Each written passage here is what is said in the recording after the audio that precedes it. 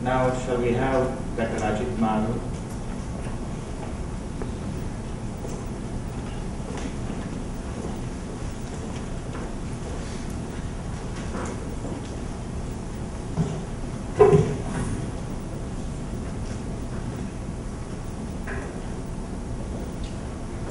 Thank you, Dilip, Dr. William Dar, and colleagues. I'm very happy to be here today.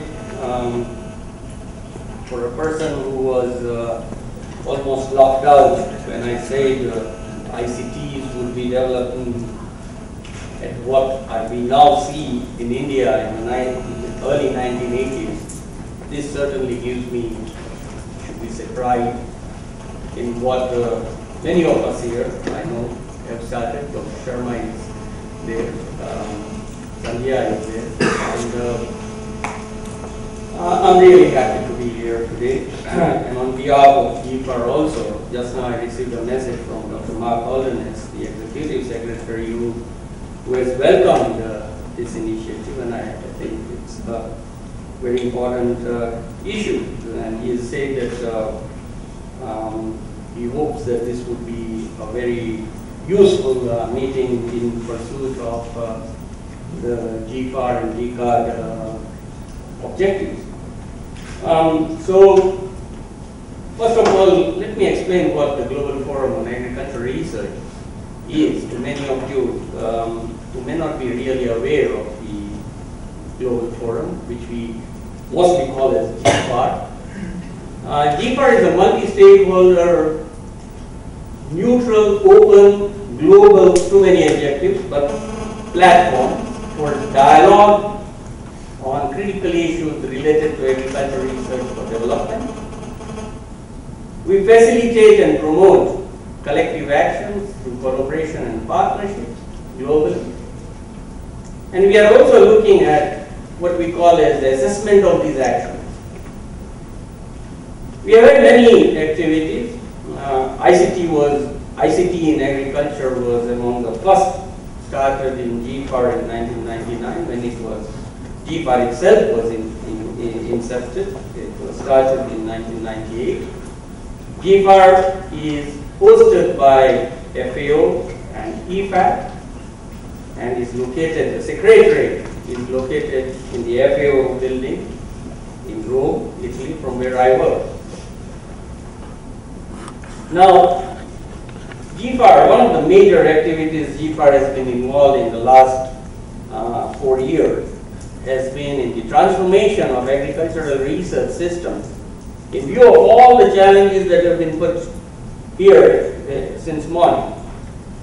And this transformation is a 6-year cycle, which we call as the Global Conference on Agricultural Research for Development.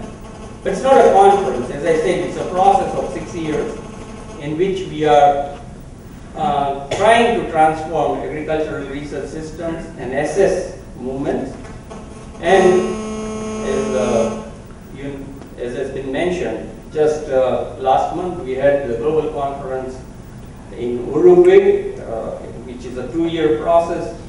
And it is of importance to note that both the issues that are being discussed in this global consultation, I'm sorry, I was thinking of this microphone. Because your 3G connectivity is conflicting with the mic, I think so. Okay, I'll hand over my 3G connectivity to you. And even the tablet, I think so. Oh, okay, I can hand that over. Look, he's taking, this is the, you know, I've been, nice to be posted. no, not only that, but he's entitled to take anything from me. So let me say that the Global Conference on Agricultural Research for Development had these 2 major themes, and we almost spent 1/3 of the sessions on these 2 key areas. We are, as we see, facing what I term as taking the term from the fiscal cliff of the United States of America. I call it as a capacity cliff that we are facing in agriculture, and more so in agriculture research and development. But let me come down to what we are really having a problem. Can I have the next slide, please? What are those lessons that we have learned? Because in any global consultation of this nature, we must build on what we have learned. we do not need to start afresh. And what we have learned is that the need for increased and improved investment in ICM. Because ICM forms the basis for what I call as a very huge sunrise activity, business activity. Why is it sunrise? Because if you look at, while most of us argue that agricultural GDP in all countries are falling down, agribusiness contributions to the economy are on the rise. Even today, in a country like France, 42% of the GDP is contributed by agriculture. And in fact, when you add manufacturing and other service sectors that are going to come into, because the distinction between agriculture and other sectors is slowly dissolving itself. So what we are now seeing is a very major growth in what I call as agricultural services, in which agricultural knowledge services is going to be very big. And within that, we have, as I say, is a list here, investments needed in infrastructure capacity, coordination, effective use of information. All these issues have been discussed. But what is going to happen is that there are two major sectors. For example, in India, we have never been considering the private sector and the community sector's involvement. I'm very happy to see that in the last 4 or 5 years, the private sector, including my major corporate bodies like Infosys, is taking interest in this. As I was saying to the Vice President of Infosys, sometimes agricultural knowledge services could be a much more larger issue than even the banking sector. Then we are looking at, we have also seen people mention the need for strengthening institutional frameworks, policies, rules and regulations, strategies, organizational structures, work processes. We have to go down to the organization level, at the structure and work process level, to see what we all envisage happening and why doesn't it happen. In fact, we are getting very mixed signals, say at the global level. We have had two major institutions. One of them has dissolved its coordination system in information management. That's when I talk of agricultural development and agricultural research. Another major system has just appointed its head of information. The signals being sent out are very mixed. Even in the same, in the country that we are in India, we have really dissolved one of the largest systems that we were trying to build in the 1990s, the Agriculture Research Information Services and Systems. We have just let them go away. Now, how are we going to manage information flows in organizations if we just do not have coordination within the organization itself? It's a major issue. These organizations have only one product that they are generating, and that's information. And if you are not going to manage your own information, your own product, I'm very, very sometimes disappointed that those coordination systems, those systems that would bring everything together, look at information flows, are being allowed to go down. And I think we need to really discuss these issues also when we are discussing innovative platforms. The next slide. Another very important issue that I'm facing at this point in time is we are changing ICTs every 6 months, 2 years. Almost a new technology comes in 2 years. Mobile, tablets. We talk a lot about things. How are our institutions and organizations keeping up with the associated skills and capacities that are needed? We are just, I'm playing catch up. The amount of investments we are trying to do in just trying to advocate and promote the use of this technology, we are just not able to keep up with that. Look at the type of issues that come with smartphones. Many of us say we will use tablets, smartphones, computers. The form factor is different, the technologies are different. Look at the type of investment that would be needed to produce the content for this. So we really need to become innovative technology-wise. We need to be innovative in the capacity development issues that come with new technologies. We now need to involve the user community.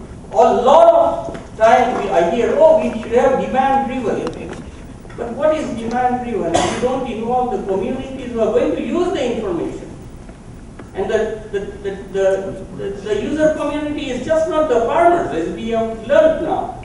We will have small and medium enterprises, we will have those who are involved in the supply side of it, the input supply side of it, as well as the output side of it, the market side of it, the value addition side of it, and in fact the consumers.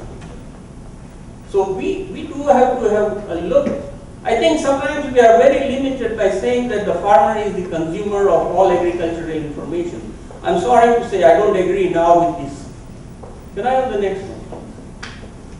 Now, we also learned that bringing use of digital information is a very, very complex complex activity. We cannot continue to say that okay, this is a what I call as a TNV pamphlet that was developed say in the 1970s and 80s. We are really having to customize information to individual users who have their own set of problems, very, very individual problems. We have to have multiple of actors acting so that that information is delivered. We now need investments and participation of the public, private, and community sector, because a large part of the information that will be generated will be by the community sector. In fact, a long time ago the term prosumer came about when it came to information, and this is the type of people whom we will have to tackle with.